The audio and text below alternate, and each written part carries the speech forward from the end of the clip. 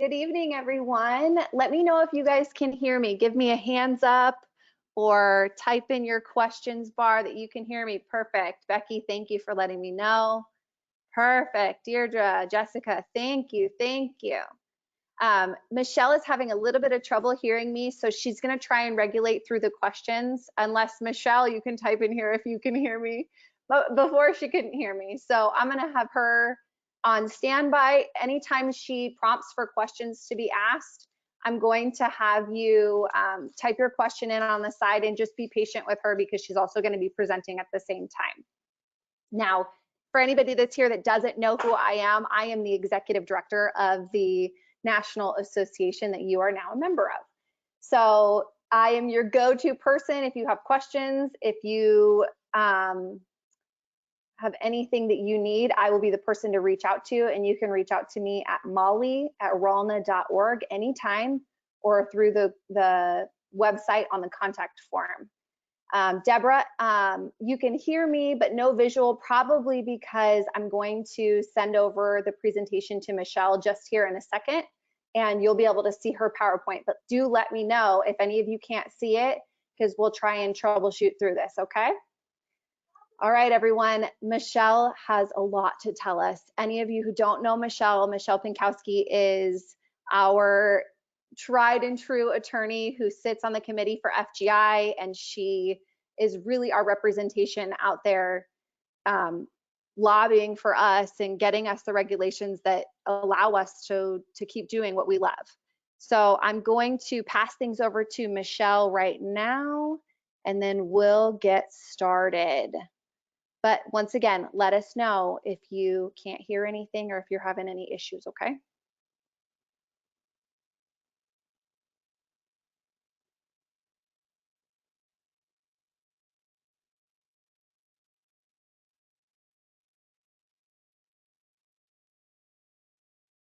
Oh, all right. Can you hear me now? Just nod, Molly, if you can. Yeah, okay. All right, Molly can hear me. Great. Sorry, we just had a little technical difficulty there. I'm going to hit my PowerPoint here, just a minute. Wow, I wish I could see everybody. I'm seeing the names pop up and all of you wonderful people that I'm used to seeing in person. There we go. So now I'm just seeing your names, and this is so bizarre just to be talking to my computer, but I'm really looking forward to seeing all of you at the next national convention. I'm sure that we'll all be able to be there, and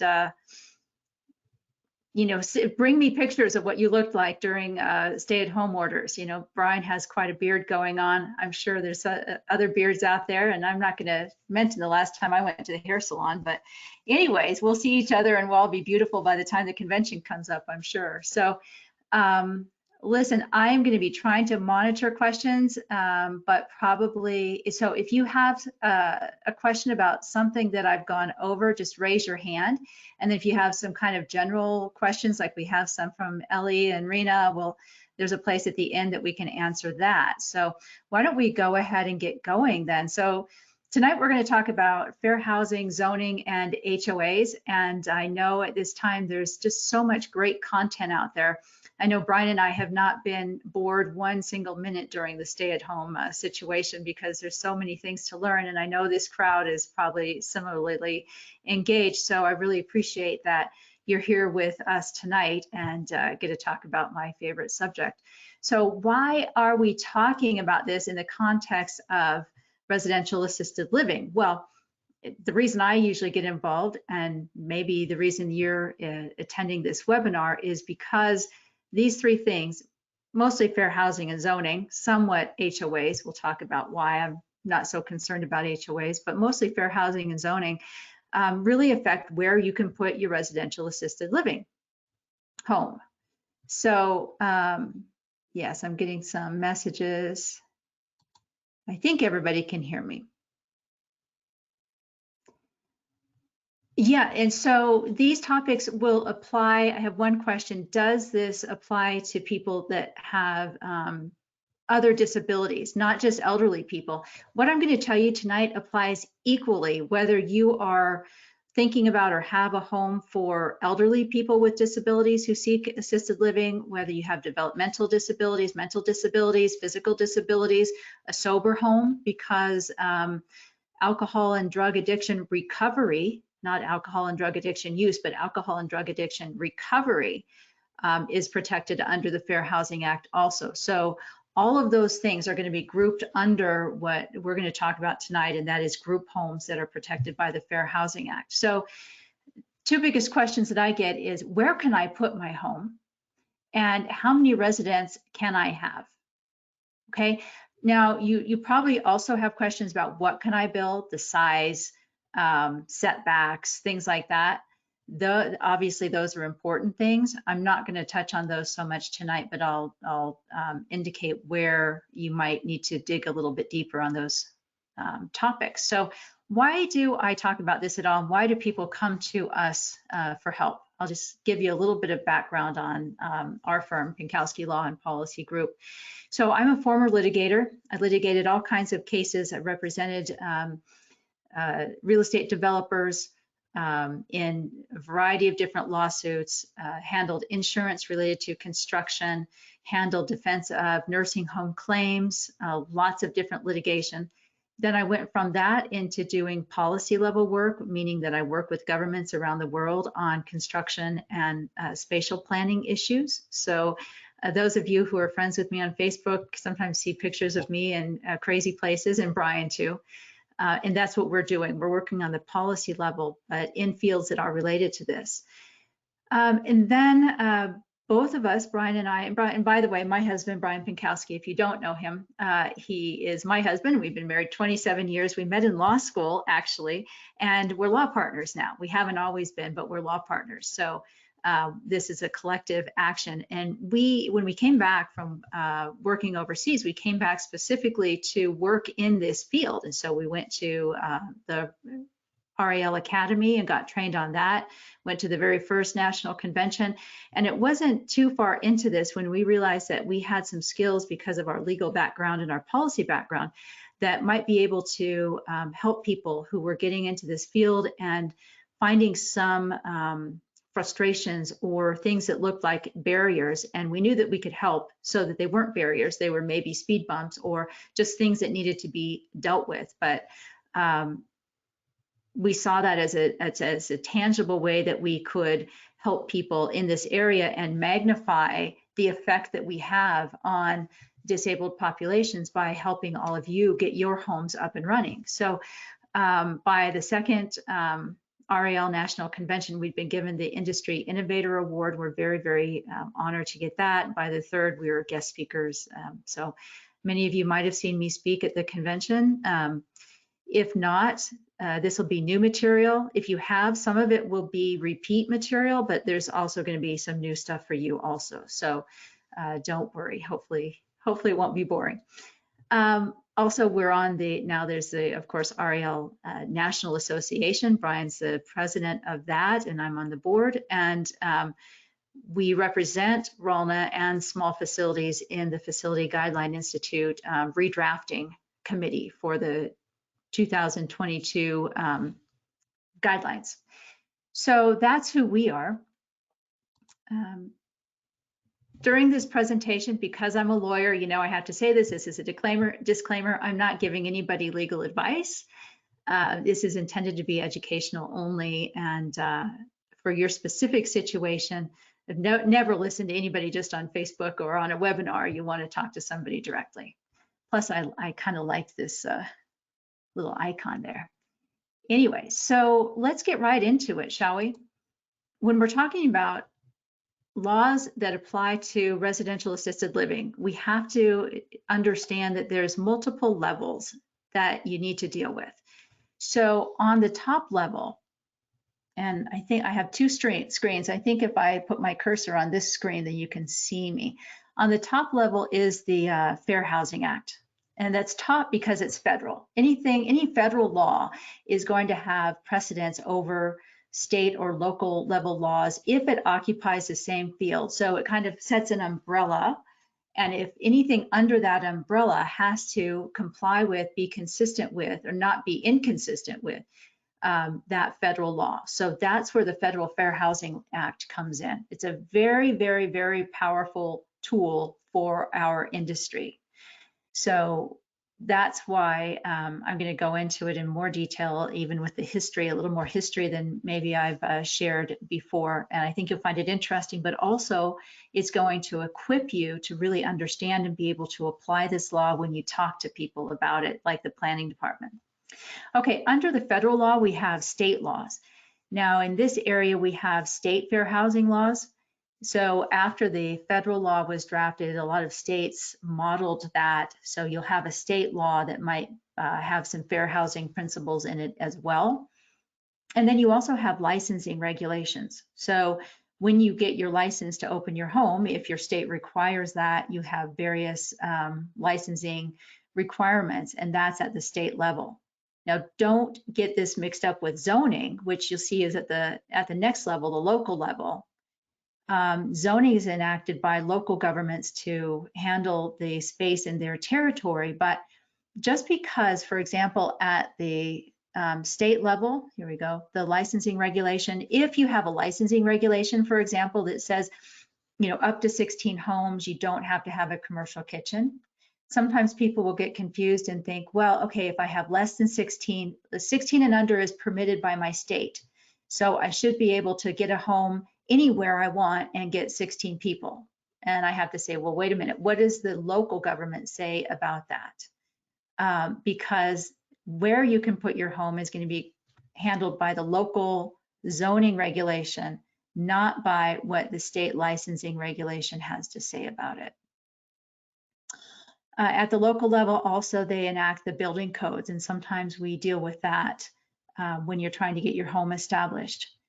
And then there are private rules, and this is where HOA bylaws and deed restrictions come in. Some neighborhoods don't have a homeowners association, but maybe it's when the neighborhood was originally created, the developer enacted deed restrictions. So you look at your deed and you see some restrictions on it. Those I put in the same category as HOAs. We deal with them the same way, but those are private rules. Those private rules cannot contradict a federal or a state or even a local law. Okay, so let's talk about the Fair Housing Act. Again, the history and how it applies to you.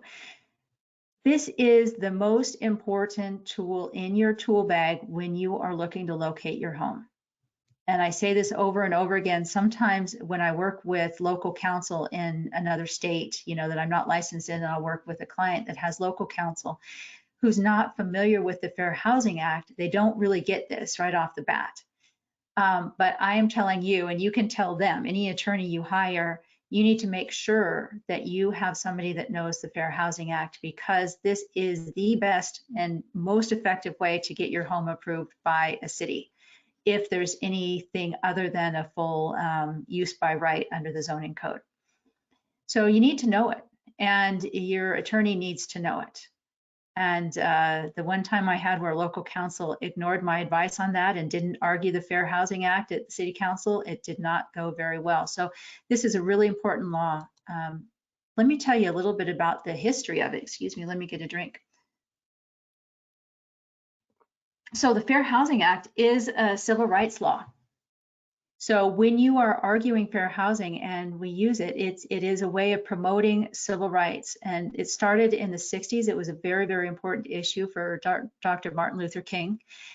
And he really spearheaded this issue because, of course, in the 60s, people were being excluded from neighborhoods based on race and national origin and things like that. So it was one of his key issues, and you can see from this photo, it was something that Dr. King and his team met with President Lyndon Johnson in the White House before Dr. King's death.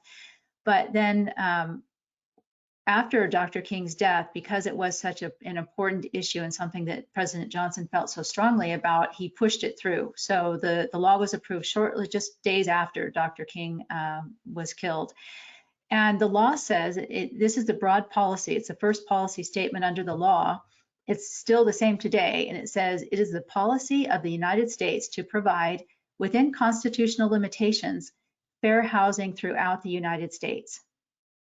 This is really, really important to us. So it is the policy of this country to provide fair housing throughout the entire United States, not just in the states that agree that we should have group homes, not just in the counties that say it's okay, but throughout the United States, which means every single jurisdiction that deals with zoning has to abide by the Fair Housing Act.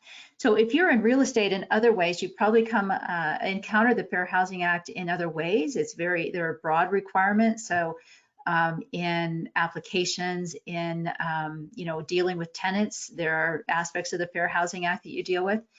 But let me tell you about the part that is important for our discussion tonight, and that is the amendments in 1988. So I told you the act was enacted in the 60s, specifically 1968. In 1974, sex was added as a protected category. So if we go back, the first protected categories were race, color, religion, and national origin. Sex was then added, and then in 1988, family status and, for our purposes, disability was added. And the reason disability was added is because there had been a movement going on for many decades, starting actually in the 60s, again, with President John Kennedy, whose sister suffered, unfortunately, in an institution. Over the decades, it started, more and more came out about what was happening with people with disabilities who were being institutionalized. And I picked a very benign photo here. I didn't want to pick some, there are some really horrible photos of how people with disabilities were being treated in institutions. And this included elderly people. So there was even a class action in the 1970s against a home in Alabama. And part of that class were 1,500 elderly people who were put in a mental institution simply because, there's no place else, I guess, society thought to put them.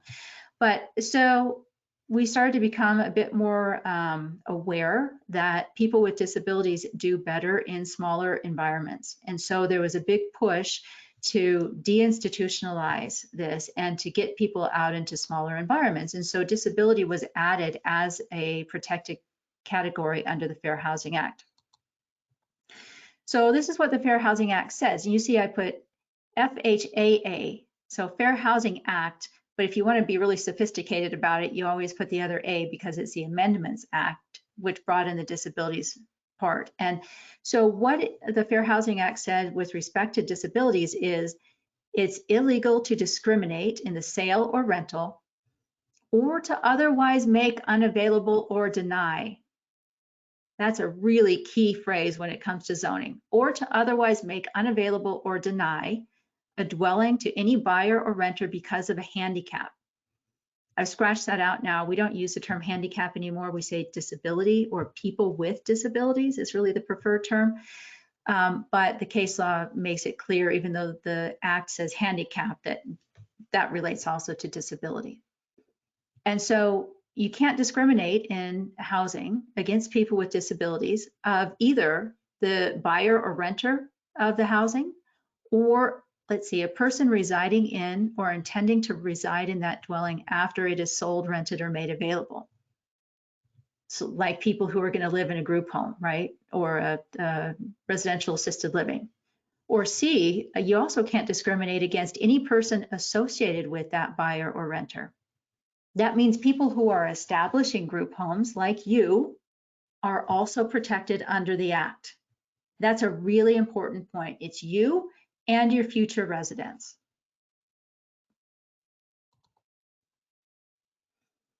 So let's see how disability is defined, and you'll see why it applies to people in residential assisted living. It doesn't apply to them because they're old. Age is not a protected category. Remember, I listed all of the different protected categories. Age is not a protected category, but disability is.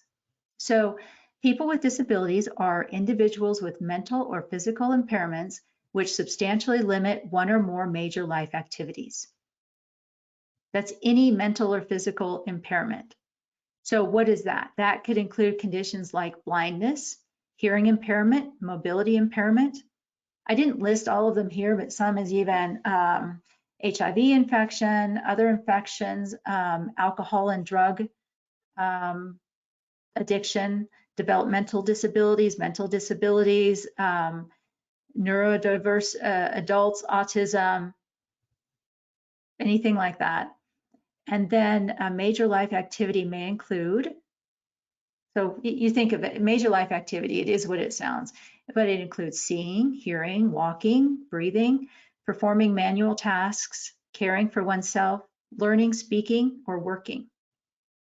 So you could see why if a drug or alcohol addiction, if they're in recovery, would fall within this because it affects their ability to work, participate in normal life. If you have elderly people with disabilities that are going to live in assisted living, it's not hard to argue that they fall in this category of disabled. So just please remember that, because a lot of people are surprised by the fact that age is not a protected category. They have to be disabled in some fashion. So again, why is knowing this history important? It's because I want to enable you to be able to explain why the act should and does apply to your situation. And it's also because I want to explain to you why it's so important what we're doing and why this argument matters. It's because elderly people with disabilities, or any people with disabilities, have a right to live in a neighborhood like anybody else. Studies show that they have better health outcomes. They fall much less often, half the number of falls. RALNA has been doing a survey of members, and we're finding that the small homes are much less affected by COVID-19, and all the reasons you know and why you're in this field. And I'm going to talk about the elderly population, but really, again, I don't want to leave out the other disabled populations. They have better outcomes in smaller homes. That's why people were deinstitutionalized in the first place. But if that's true, and I think you know this, if you have waded into the realm of zoning analysis or talking to your local planning department, why is it hard? Why are there any barriers at all to establishing these small homes like we're trying to establish? There shouldn't be. And that's why this argument is important, because there's been a study out of Harvard that shows that we as a society are now as segregated by age as we once were by race. So think about that for a minute. Think about what it was like in the 60s when Martin Luther King Jr. was arguing for fair housing because we had racial segregation, right? And the effect on people and how clear that was. And to have a study now say that we are as segregated by age. So now when you're old, you're put in a different zone, you're put in a different part of town, you're put in a big building and an institution away from your family, away from the place where you grew up and your society is happening. It's not right. And that's what we're fighting for. And that's why we made this a very large part of our practice, because we feel very strongly about it. So, sorry, that was my soapbox. Let's get into zoning now. And we'll talk about how fair housing relates to zoning. So when we're talking about zoning, for purposes of this conversation, we're going to talk about use, occupancy. So use, can this use being group home, happen in this location, whatever location it is you're looking at? Occupancy means how many people can live in that house, or what's the density? And then sometimes we come up against spacing requirements. If there are multiple group homes in a neighborhood, how close can they be? And should they be limited in distance at all? Now, keep in mind, zoning ordinances have a lot more things to them than those things. There's a lot of development conditions. So I don't want you to think that you don't have to pay attention to any of those things, because those things matter also. Not necessarily, they're not overcomable. They won't be a barrier in some cases, is what I'm trying to say. We can ask for exceptions to other development conditions too, but these are the three things I'm going to mostly talk about tonight. All right, So what is zoning? Zoning is basically how local governments manage the use of space in their jurisdiction, right? So local government is responsible for a certain amount of space, and they figure out what's going to go where and how those properties are going to be used and what form future development is going to take, because they have to plan for that. They have to plan roads and schools and all the infrastructure and all that stuff. So for zoning, it's going to be two parts. There's a zoning map and there's a zoning regulation. So if you've never seen a zoning map, just raise your hand. I'm going to just kind of look here and see if anybody raises their hand on this particular issue, and I can show you one if you haven't. Amir, did you just raise your hand on the zoning map part? Oh, he lowered his hand. Okay. So everybody, all right. Let me just, oh, and Deborah, okay. Ellie, all right, let me just really quickly show you what a zoning map looks like. Okay, let me just see if I can change my screen here. I've got one pulled up for Boulder. Can you see that? If you see a zoning map, somebody just type in the questions that yes, you can see it.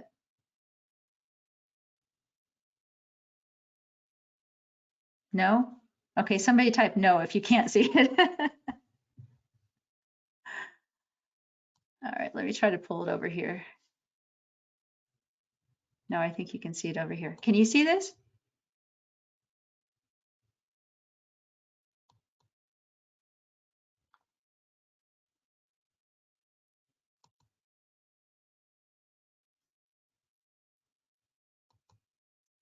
Okay. Oh, for 1 second. Still no. Okay. Let's see.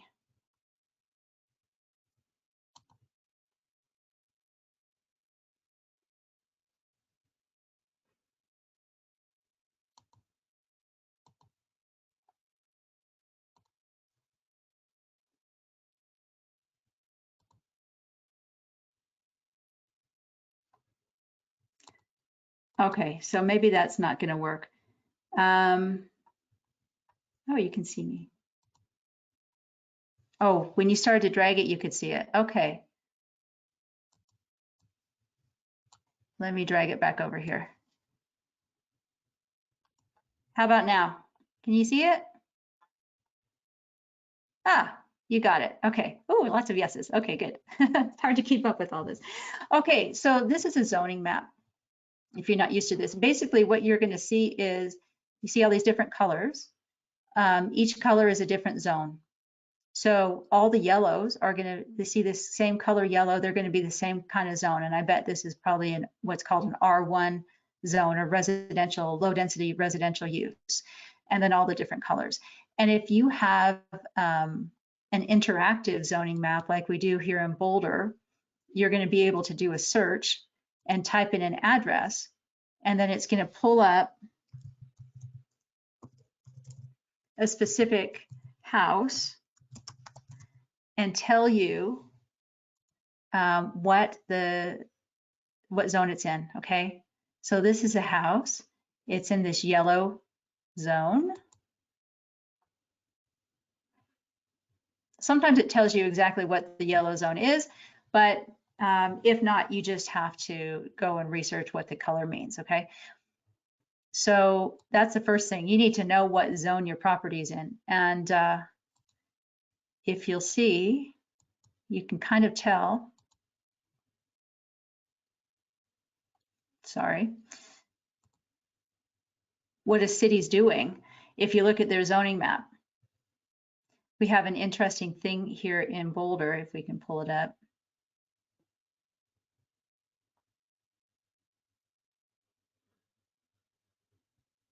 Now, sometimes cities don't have their zoning maps digitally interactive like this, in which case it's just a PDF and it's really a pain to try to figure it out.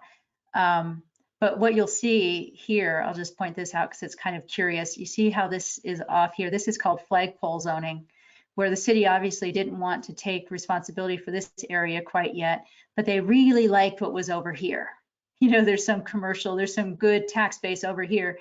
So they did what they could to annex that in and then zone it. So that's flagpole zoning. So anything under the city's jurisdiction is going to be on their zoning map, right? So you might ask, well, what's this other part? You know, there's land over here, there's properties over here. Well, that's not within the city limits, that's in the county. And guess what? The county has its own zoning ordinance. And any other city, so here's another city over here, within the limits of this city, they have their own zoning ordinance. And if you go to any other city that you could see, if we scroll through the map, they're going to have theirs. So my point being, there's a lot of zoning codes out there. So you're going to want to figure out how to analyze these things pretty quickly. So let me see if I can get back to my PowerPoint.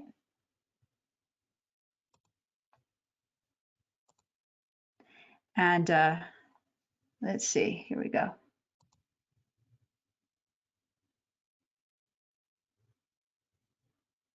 Come on.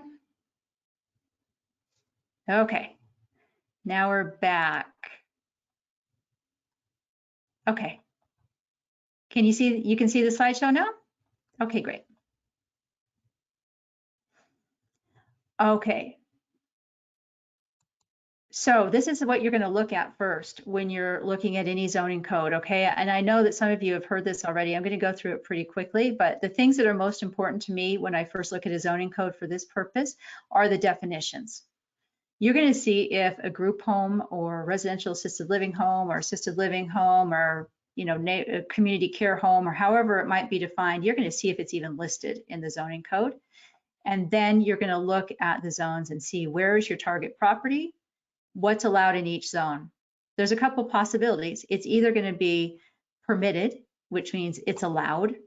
It's going to be conditional, which means it's allowed, but you have to go through some processes. Or it's not going to be allowed. It's going to be prohibited. Here's an example. This is a city that I like a lot because they have a zoning code that they actually define group care home. Now this city, and this will answer a lot of your questions right away, right? You go to their definitions, you find, oh, they say group care home.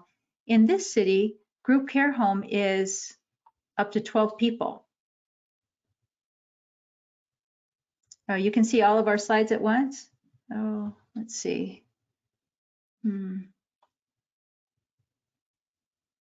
Sorry about that. Can you still see all of my slides at once?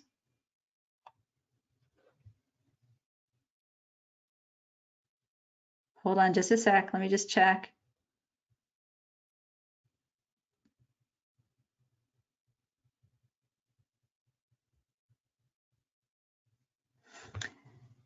All right. So this city, you might like the city. You might say, hey, I just want a 12-person home anyways. I like this city. Then you'd say, well, but where can I put 12 people? Let me just make sure because I'm still not sure you're seeing. Okay. I can't see quite as much, but you can see more, so this is better. All right, so you found the definition. Now you're going to go to the table of uses, right?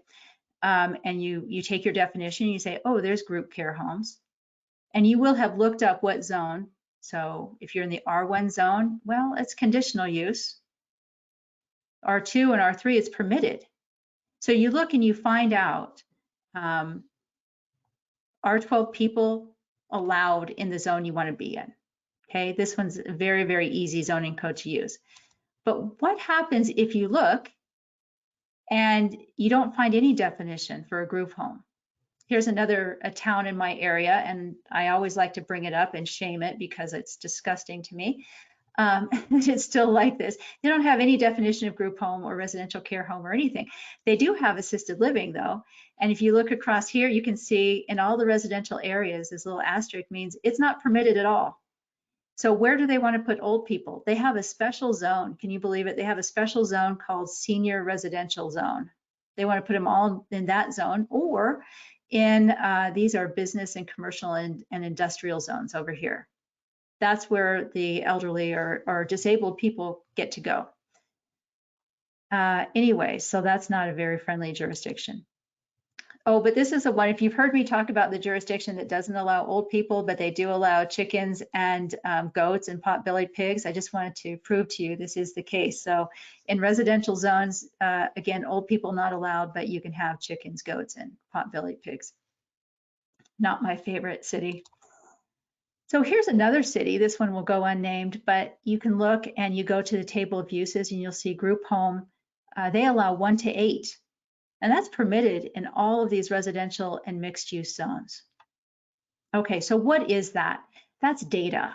That's all it is. That's not the end answer, right? That's not necessarily the final answer. That is data for you to know, where does this city, where's their head? What's their thinking, if they are thinking about it, as a way of starting. So I would really suggest you don't go into the planning department and just ask them, you know, hey, do you allow group homes in this area? Go through the zoning code, at least to look at these 2 areas. Are they defined? How are they defined? And where are they allowed before you start talking to the planning department? Okay, so what do you do if it's not recognized or if it's too restrictive? Well, there's a couple different things. You could choose to go somewhere else. You know, I've just given you 3 examples that all of them are pretty much in my area, and one is clearly unfriendly. That might not be your best place to start. You might want to go someplace else. But you could also make a fair housing argument. If I see that only 8 people are allowed, I would say, well, let's look at this further, even possibly 12. I'll talk to you about why that's not for sure, but 8 definitely, I'd say, let's think about a fair housing argument. Or also there might be procedures under the Zoning Act itself where you can ask for a variance or rezoning or whatever. I know Rena has a question about rezoning versus fair housing argument, so I'll get to that in a bit. Now, what are the fair housing violations? Well, you can either have, there's 3 ways to violate the Fair Housing Act, okay? And depending on how many of these violations there are, that kind of governs my advice that I would give to you about whether to make a fair housing argument.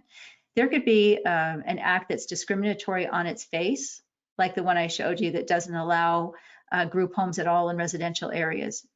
Discriminatory on its face means you can look at it and say, this isn't right. Okay, that's one way to violate the Fair Housing Act. Another way is it might be a neutral rule. Like it looks okay on its face, but the impact that it has on a certain community, like disabled community, might be discriminatory. And then the third way is a jurisdiction could fail to grant a reasonable accommodation request. So those are the 3 ways. I usually don't use the second way. That's kind of, it's harder. The current administration has made it harder, and also it involves studies and statistics and things, so that's a little bit more challenging. But the first one and the third one are what we usually focus on. So what's reasonable accommodation? Reasonable accommodation just means an exception to rules, policies, or practices when necessary to afford a disabled person equal opportunity to use and enjoy a dwelling. So you see rules, policies, and practices. It's not just limited to zoning codes, right? We'll talk in a minute about this. Could be HOA. It could be a building code.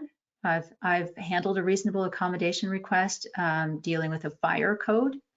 I've handled one dealing with parking requirements.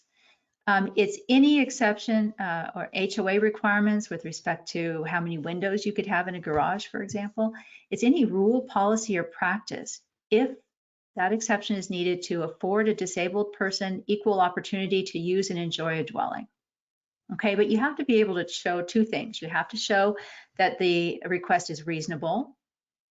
That means it's not going to change the nature of the neighborhood, right?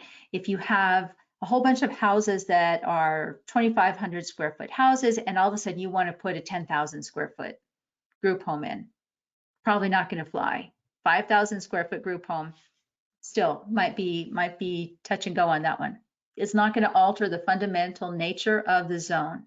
And it's not going to cost the city anything, any extra financial or administrative burden. And necessary, now we're going to have to be able to prove this, that it's necessary to allow the disabled people the equal opportunity to use or enjoy the dwelling. So how can it be necessary? Well, there might be therapeutic necessity. There are cases where sober homes, for example, have argued they need a certain number of residents so that their programs can work, you know, a certain number of people to work together and, you know, help each other and things like that. In the senior living space, I think we can argue we need a certain number of people to be able to justify the staff and to have meaningful activities and interactions, things like that. And there can also be financial necessity. So it's not just because we want to make more profit on a home, it's because the extra residents, for example, if we're making a reasonable accommodation request to have more residents, it's that the extra residents are necessary so that the home is financially viable. Otherwise, the home can't exist if you don't have the extra occupants. So that's what necessity means.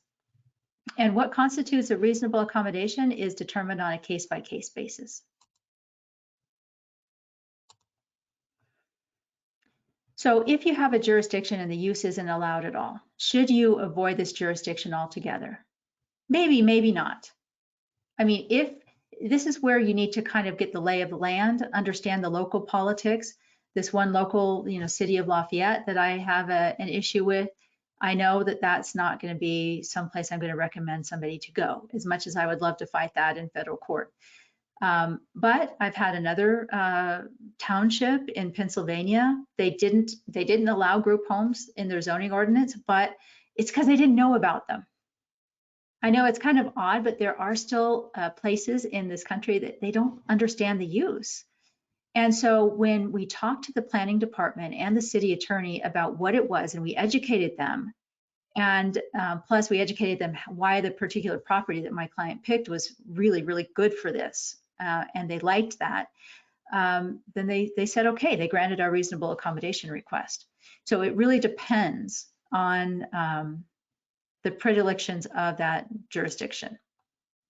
What about if group homes are allowed, but you know, maybe it's only 6, or maybe it's 8, or maybe it's 10, or it's 12, and you need some more to make the home financially viable?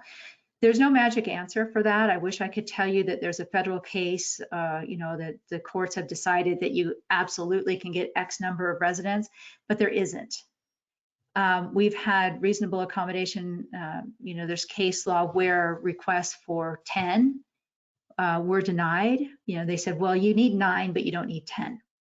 There are other cases where a request for 24 was made and granted. In a residential area, 24 was allowed. So it's really all over the board, and it's very, very fact specific. So what can you do to make it more likely that your request is going to be granted? Well, the first thing you can do, like I said, is pick a good jurisdiction where we at least have a chance, right? If they've already recognized the use and they seem to be friendly towards it, and you pick, and then the second thing is pick a good property. So where we have had the most success is where our clients have picked really good properties. And what does that mean? Maybe it's not a home that is so attractive for just a family to live there. Maybe it's on a busier street. We saw one near a municipal airport. It's not going to bother, if it's senior residents, it's not going to bother them at all. But maybe it's not so appropriate for a family. Those are good properties. Maybe it's in a transitional area. Cities love this if it's in a transitional area. So if it's in a residential area, but it's really transitioning, maybe it's closer to the central business district, or that area is kind of slowly becoming a bit more commercial, you know what I mean, kind of transitional.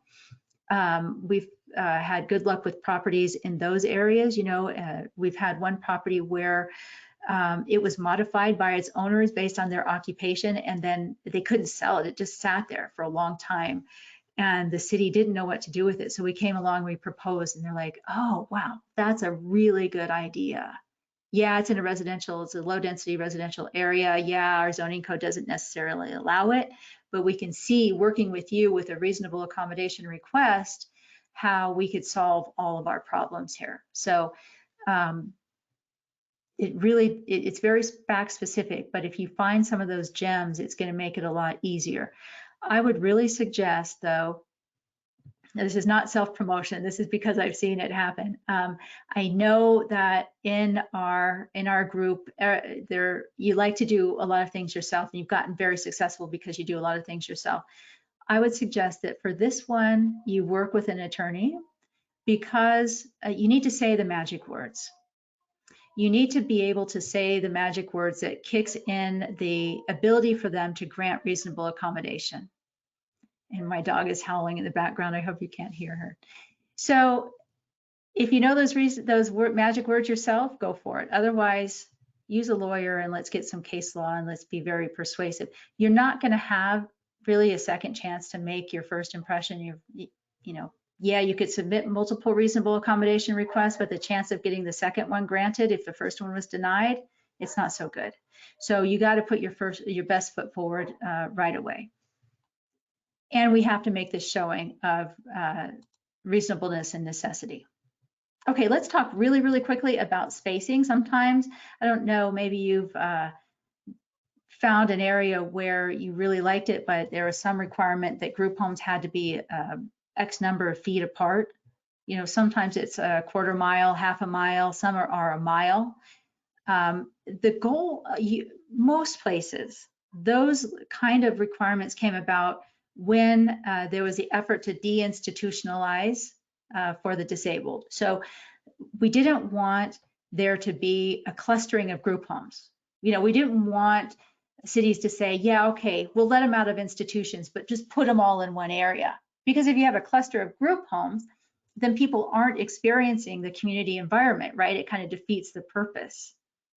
So those spacing requirements, when they were designed with good intent, were designed for that reason, is to keep the neighborhood feel for the disabled and non-disabled residents alike. But some cities have kind of gotten over exuberant with them. So if you see really large spacing, 750 feet, 500 feet, that's probably something that you'll need to comply with, maybe a quarter mile. But you get up to half a mile or a mile, and courts really don't like these spacing requirements because it really is affecting where disabled people are allowed to choose to live. And so as non-disabled people, we don't have to deal with that. So why should the disabled? So there's arguments on both sides. But that is a place where cities really need to consider reasonable accommodation requests. In fact, we've got an argument with HUD right now for a city who wouldn't even consider a reasonable accommodation request to a spacing requirement. So that's a no-no. They have to at least consider a request based on the circumstances. So what happens if you make a reasonable accommodation request and it's denied? Well, you've got two options, really. You can file a complaint with HUD, in which case HUD investigates and they try to conciliate, which just means they try to negotiate and settle, bring the parties together, see if they can work something out. If that fails, then they refer the case to the Department of Justice. And the great thing about filing a HUD complaint is it's free for you, unless you use a lawyer, and then you have to pay lawyer a little bit, but it's not a whole lot. But the DOJ has 100% prosecutorial discretion, which means they get to decide whether to take the case or not. You don't have any control over that. On the other hand, you could file your own lawsuit in federal court. It's your lawsuit, so you can decide whether to file or not. If you win, you can be awarded attorney's fees and you have control. So one, you have control, but you got to pay something. The other is cheaper, but you don't have any control. Those are the two options. Now, there are other options under zoning codes like variances and a rezoning. That's different. I'm just talking about fair housing. So getting some text from Molly, so sorry. Let's see. HOAs, very quickly, it's very similar to what we've just talked about with zoning. HOAs sometimes will try to set rules on the use, and they won't say no group homes. I don't think there's any HOA bylaws in the country anymore, I hope, that say no group homes. I mean, that's pretty old school, right? They know that's illegal. But what they do try to say is no business activities. I get a lot of questions on that. HOA bylaws or requirements also have design or development conditions, and those are things you do have to pay attention to. So let's look at the use. Any attempt to prohibit or discriminate in the sale or rental, remember this is the language from the law, the sale or rental, or to otherwise make unavailable or deny a dwelling to any buyer or renter because of a disability is not allowed by the Fair Housing Act. It applies to HOAs just like it applies to cities. So you can have your attorney review the bylaws, or sometimes, again, this is in deed restrictions in light of the Fair Housing Act. And but I can tell you, there have been some really fun lawsuits, including one out of Austin just recently, the Holiday House case, where neighbors tried to enforce a deed restriction that said no businesses. And the court said, no, remember, group home is a residential use. And what you're doing is discriminatory and violates the Fair Housing Act. And neighbors who have tried to do that have gotten fined and found to be in violation of the act. So if an HOA starts trying to do this, I feel pretty confident that we can shut it down pretty quickly. I'm not saying they won't try to do it, because sometimes neighbors aren't educated about the Fair Housing Act, but they just need to be educated. And there are various ways of doing that, from gentle to more stern. Design requirements. Now, if you have design requirements in your HOA, you do have to pay attention to those, okay? You don't get a pass just because you're a group home. If the HOA says don't paint your house pink, then you can't paint your house pink. Unless there's a reason that having a pink house will provide equal access to disabled people, right? You're not going to be able to make that argument. But maybe your neighborhood says you can't build any structure in front of your house. We want to see these nice porches. But for your disabled population, you need a wheelchair ramp, then we can request reasonable accommodation to that otherwise neutral requirement to have it allowed. So that's where reasonable accommodation comes in. Wheelchair ramps, I mentioned the windows in the garage, other things like that.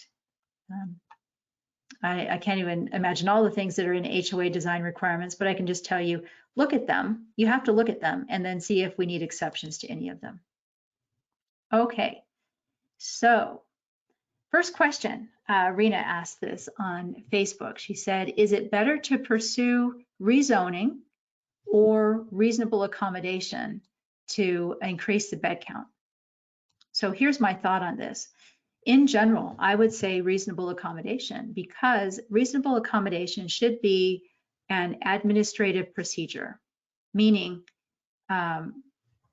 we ask the planning director, and the planning director should be able to give us a reply without going through the whole public notice, public comment, public hearing, blah, blah, blah, right? It should be just administrative. It should be quick. It should be much simpler and cheaper, all right? A rezoning is a much more complicated process. It requires a lot of steps. Usually to courts and cities and jurisdictions they don't look favorably on spot rezoning. So if you have a whole neighborhood that's low density residential and then you want to rezone one lot, that's called spot rezoning. And generally that's not allowed. That's not allowed under the statutes that give the local jurisdictions a right to do zoning in the first place. So I would always go with reasonable accommodation. Now, I will say, I'm a Colorado lawyer. I'm not a Texas lawyer. I'm sorry, Rena, I don't remember what state that you're in. You need to check with a local land use lawyer along with a fair housing consultant to really make this determination. And I'm thinking, because I know we have people here from Houston and Texas in general. Let me just talk about Texas for one sec, because zoning is different in Texas. Only a few cities have authority in Texas to do zoning. So Dallas, Austin, San Antonio, don't remember about El Paso. they have zoning, but if you're outside of the territories of those cities, there's no zoning. So there's this really sweet spot in Texas. It's called the ETJ area, which means extraterritorial jurisdiction. So if you're near a city, you're near Dallas or something, and you're in Dallas's ETJ, it's kind of an area where Dallas kind of takes authority over, but they don't have full authority, so they can't zone it. So you can get your use usually, but you still get to be close and have all the demographic benefits of being close to Dallas. Houston is a totally different, I can't even talk intelligently about Houston because Houston doesn't have zoning, but it has some conditions that are kind of like zoning. I know from our friends who are operating multiple RALs in Houston, I think they might have done a rezoning procedure in Houston. If you're in Houston, you got to talk to your Houston lawyer because I can't answer that. Next question, Ellie. What's the best way to handle an HOA, especially before purchase? So, as I said, HOAs don't scare me even a little bit, but they can be a little bit noisy sometimes. So, with any purchase, whether, and this is true with any purchase, whether you're dealing with HOA or city, whatever, I really like you to have a contingency in your purchase and sale agreement to handle this use issue.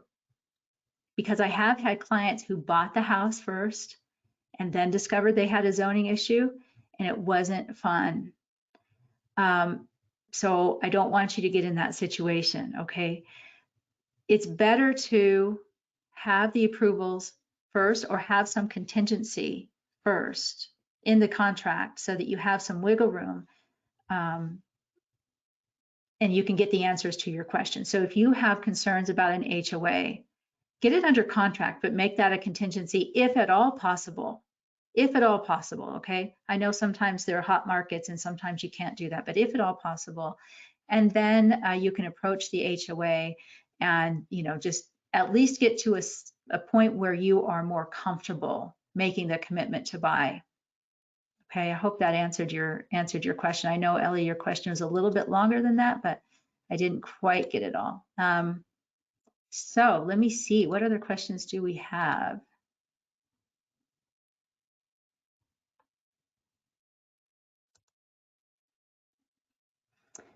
Terry asks, have you found that nonprofit operators progress more successfully on zoning issues? Yes and no. It is if you're in a public hearing or if it's all about perception. And so we want to show the reasons why whoever it is establishing the home. And whatever the backstory is to really get the personal part of it, with a nonprofit, you can, that's one of pieces of your story that can help, sure. But it's not a deal breaker because under the law, it shouldn't matter either way. Can I recommend a law firm in Houston for this subject? No, but I can recommend a lawyer who owns an RAL who can point you in the right direction. So send me an email. I'm going to give you, I'll put my email up on the screen. This is us before the quarantine beard and when I had access to a salon. Anyways, hopefully we'll look like that again someday. Send me an email and I will send you a name.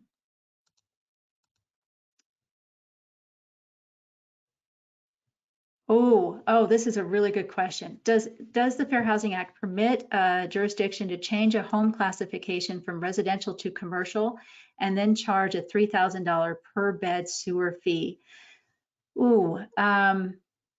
There is at least one case on this. Let me just say this. I think this is what the answer is, and I'd have to look some more into this. If there is a basis for charging that fee, in other words, if they can show that the people in the home use more sewer services, then there is a basis for them to ask you to pay for it. But I think we would have a very good fair housing argument that that fee shouldn't stand. Now, let me just add a corollary question that sometimes comes up, and that is, can a city classify a group home as a commercial use under the building code? And sometimes, yes. Sometimes that's a fight that you don't need to fight, because if you really look at what they're saying, you need just maybe a few changes in the sprinkler system that you probably want to have, just for safety anyways, and it's not a big deal. There was one time when it was a very, very big deal. I told you about this time we got reasonable accommodation when a development, 3 homes were regular assisted living, 2 were memory care. And the city wanted to, or the jurisdiction wanted to classify the 2 memory care homes as institutional uses, which would have required a whole lot of changes and a whole lot of cost. And that's where we had to educate them about why that didn't make sense. And we did win on that. So the answer is, sometimes building code issues, just look at them substantively to see if it matters that you fight about it. If it's a small thing, don't worry about it. If it's a big thing, definitely let's take a look at it. Oh, okay, here's a good question that Kathleen brought up. States already have a bed number limit in place for their state, right? No, not necessarily. Not necessarily. Now, in my opinion, some people disagree with me on this. But remember when I talked about the state fair housing laws? So a lot of times those fair housing laws that the state enacts will say any group home with up to 8 residents shall be considered a residential single family use. So in that case, the state has set in what I would say is a floor. They say if you have 8, it's a single family use. They don't say if you have more than 8, it's not a single family use. They don't say you don't have to comply with the Fair Housing Act's requirement to consider a reasonable accommodation request. But if you do have a state statute in place like that, then you often see in a lot of the local jurisdictions, like if your state statute says 8, then a lot of the local jurisdictions you'll see 8, 8, 8, 8, 8, and if you start looking at it from the local jurisdiction perspective first and you see all these 8s, you'll be thinking, where's the 8 come from? How did they pick 8? And then you find the state statute, like, oh yeah, okay, that's where it came from. So I argue that it's a floor, it's not a ceiling, but it depends on how the state statute is worded. But remember, the Fair Housing Act is still always going to take precedence over the state act. So that means they still have to consider a reasonable accommodation request. If the circumstances mandate, if there's a necessity that would require an exception to the rule to enable disabled people to have an equal opportunity to live in that house or in that neighborhood, they have to consider that request.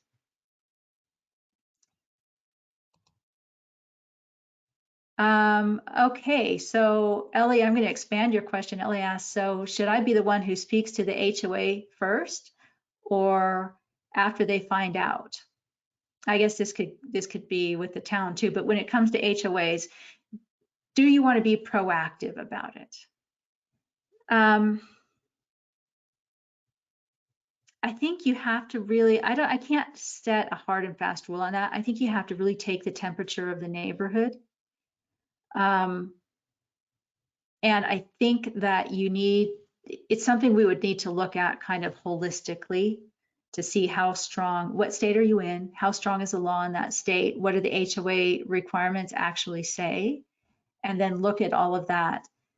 Because on one hand, you want to be a good neighbor and communication is always better so people don't get surprised. On the other hand, you don't want to poke the hornet's nest, right? So it really is kind of a gut level feel after you get more data. So I can't really give a hard and fast rule to that. Hi, Deidre. Our town considers it a business. What is the difference between housing for seniors and running a business? Well, the federal courts who have considered this have all said that this is a residential use. It is not a business. There might be some aspects of a business by virtue of the fact that to live together in a supportive environment, sometimes people with disabilities need to have the support structure around them, and the support structure needs to be operated by a business, right? That's why they're in a supportive environment. So of course, yeah, there's some commercial aspects to it, but it is absolutely a residential use, 100%. And I mentioned that for HOAs too. Sometimes they'll say, no, it's a business. No, it's not. It's a residential use. And I have lots of cases that say that.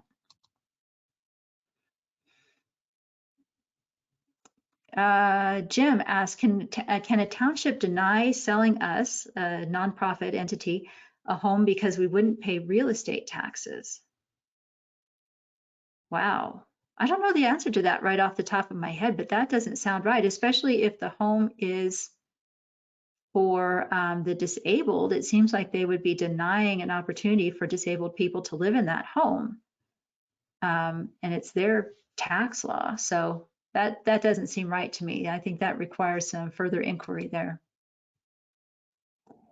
Armando, can a city limit the number of group homes? If yes, how do you find out that information? If there's room for one or more home, how do I secure that slot?